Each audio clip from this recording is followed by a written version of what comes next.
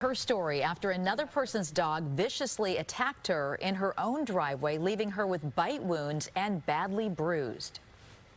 Then it grabbed onto the inside of my arm, and this is all with a sweatshirt on, but I felt like the dog was trying to eat me. It happened on a neighborhood street in Martinez on Friday, but it is not the first time this dog has charged and bitten someone. Good evening. I'm Julie Hayner. And I'm Mike Meback. Animal Services says it has been made aware of this dog before. New at 6, KTVU investigative reporter Brooks Giroux live in the newsroom with a closer look at the fallout from this latest attack. Brooks? Well, I've actually learned Animal Services pushed for this dog to be designated as a dangerous animal. Now, that would have required a specialized permit, but a hearing officer in Contra Costa County reversed that request in court. That means the dog was allowed to return to the owner's home without any restrictions. And then weeks later, another attack. It did not bark, it did not growl.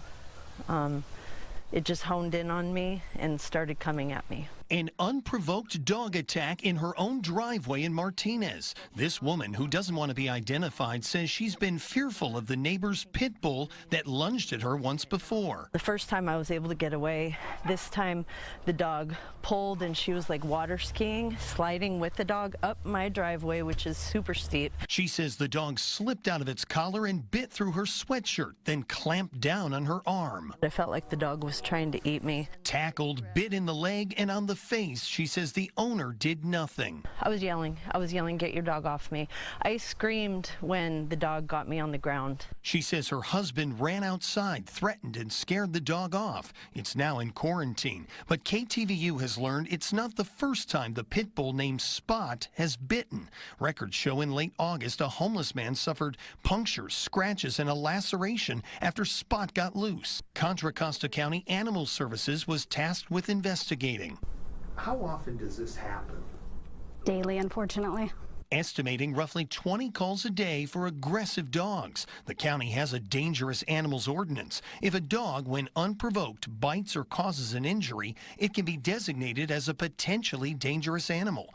And if it causes severe injury or death, designated as a dangerous animal. Both require a paid permit and strict rules. Data shows 100 animals have those designations countywide. So for a potentially dangerous animal, it must have a muzzle.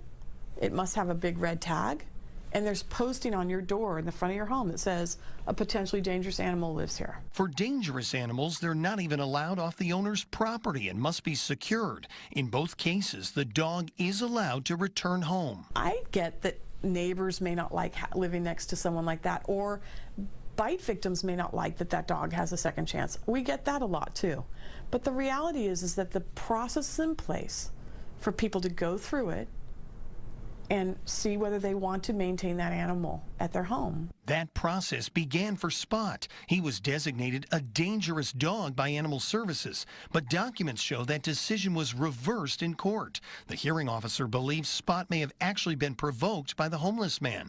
It allowed the 1-year-old pit to live here on Saxon Street without restrictions until this latest attack. I blame the dog, and I blame the owners, because they should control the dog. If they know it's aggressive towards other people, they need to have control of it. Spot has been impounded and since been declared a potentially dangerous animal under the county ordinance.